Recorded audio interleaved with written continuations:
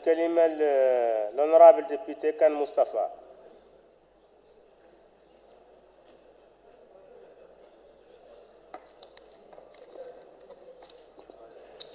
بسم الله الرحمن الرحيم وصلى الله على النبي الكريم. Shukran, Saïd Raïs. Je voudrais tout d'abord souhaiter la bienvenue à Monsieur le ministre de la Défense et le féliciter pour la brillante présentation du projet de loi portant amendement constitutionnel. Je voudrais aussi féliciter le président et les membres de la commission Justice et Défense pour la clarté et la densité de leur rapport, unanimement reconnu par l'ensemble de nos collègues.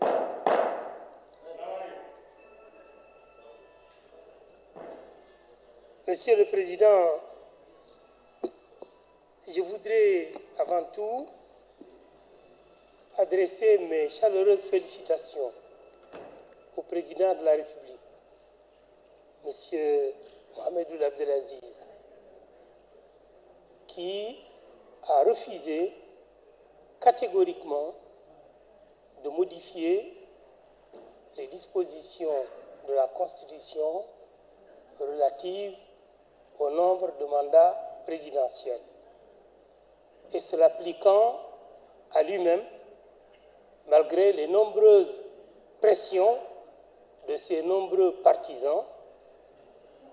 On en a eu ce matin un écho très sonore et Monsieur le Président de la République a tenu bon.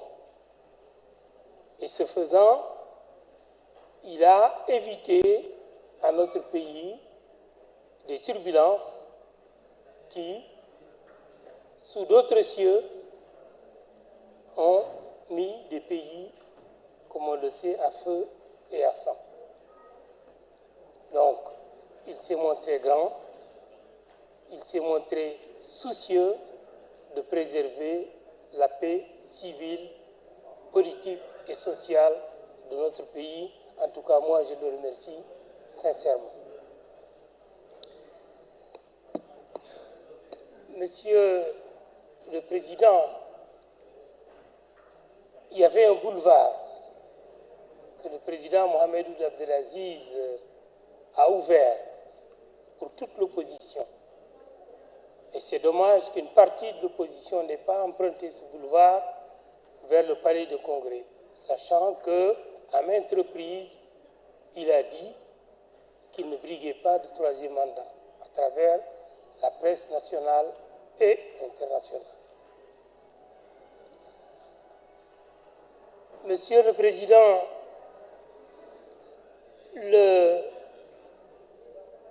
j'ai un petit regret, ou un grand regret, c'est que le dialogue n'a pas approfondi deux questions qui sont des questions majeures. C'est la question de l'unité nationale et c'est la question de l'officialisation des langues nationales. L'unité nationale est plus qu'un concept. C'est une réalité tangible qui se mesure de jour en jour. Je donne un exemple. Les 8 grandes institutions de la République sont toutes dirigées par des membres d'une seule communauté. Les chefs de corps des forces armées et de sécurité sont tous des représentants d'une même communauté. C'est une situation qui n'est pas normale et qui n'est pas durable. Monsieur le Président, l'officialisation des langues nationales participe de l'éveil des jeunes négro-africains et de leur aptitude très vite à assimiler l'arabe, l'apprentissage de la langue arabe. On fait comme si on ne souhaitait pas que le petit négro-africain maîtrise la langue arabe.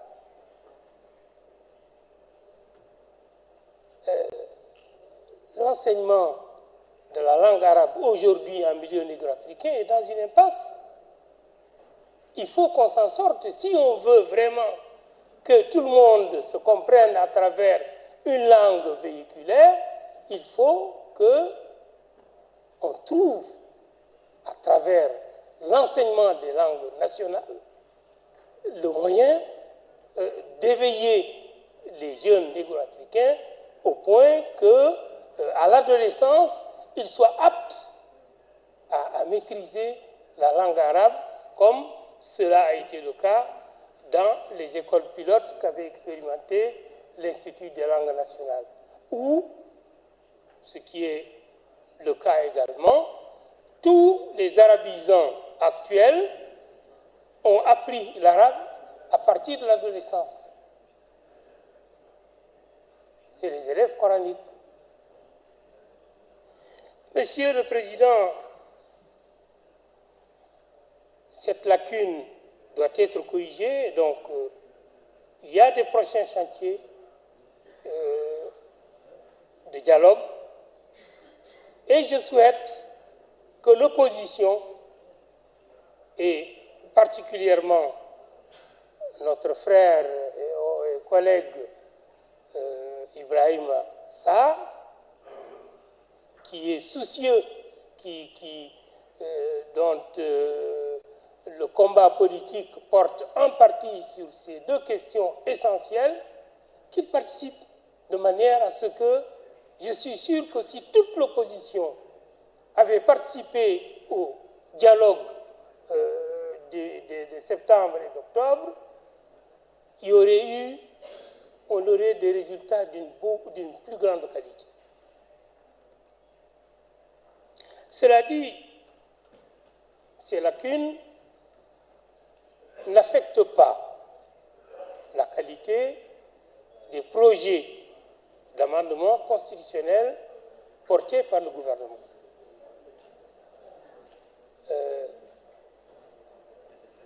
Je suis d'ailleurs un peu surpris par la pauvreté des arguments qui sont avancés par l'opposition.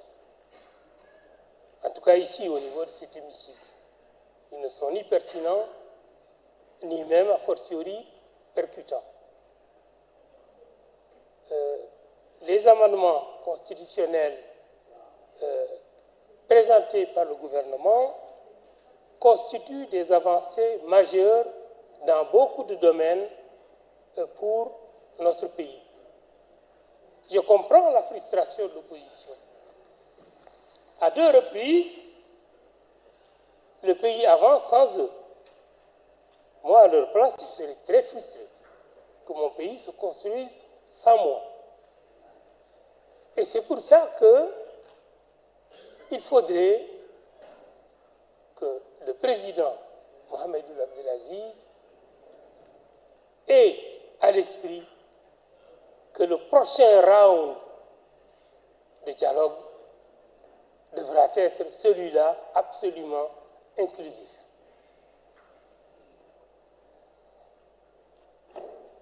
Monsieur le Président,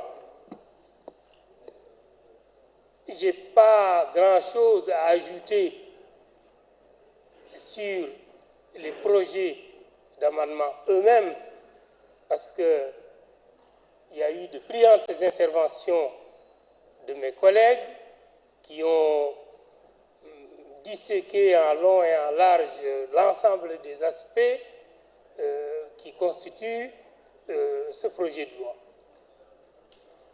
Moi, je retiens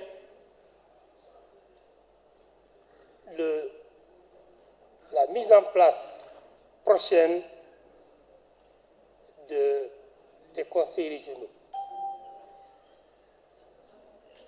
Je pense que c'est c'est une avancée majeure qu'il faut gérer avec beaucoup de doigté.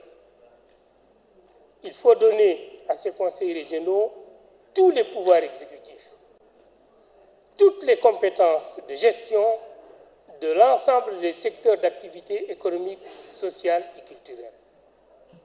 Il faudrait se garder d'expérimenter le regroupement de régions dans une expérimentation de mise en place de conseils régionaux. Merci, Monsieur le Président, je suis vraiment désolé, j'avais encore plein de choses à dire. Donnez-moi 2 minutes. Je vous accorde 2 minutes. Voilà, merci. Donc, rien que cette disposition, cet ancrage constitutionnel des conseils régionaux, moi, je voterai ce projet de loi. Et je recommanderai à tous les collègues de le voter. Mais c'est une arme à double tranchant. Si on veut en faire un outil de redynamisation, un moyen pour sortir de sa torpeur ou de leur torpeur toutes nos régions, on peut.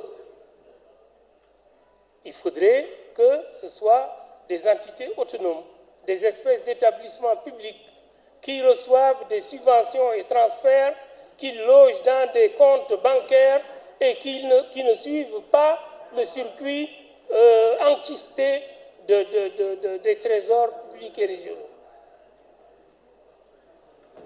Installer les conseils régionaux dans les limites des régions actuelles. C'est une expérience qui n'est pas simple. Il faut déjà la réussir à ce niveau et plus tard, quand on aura rodé le système, on pourra regrouper des régions. Monsieur le Président, je ne dirai pas grand-chose sur la suppression du Sénat. Je crois que l'essentiel a été dit. Je ne dirai pas non plus grand-chose sur la rationalisation de l'architecture institutionnelle de l'État. En ce qui concerne merci bien, voilà. député. Mais je voudrais... Terminé. Pardon? Une minute. Je regrette, l'honorable député, mais le temps est épuisé. Une minute. Je voudrais parler du drapeau.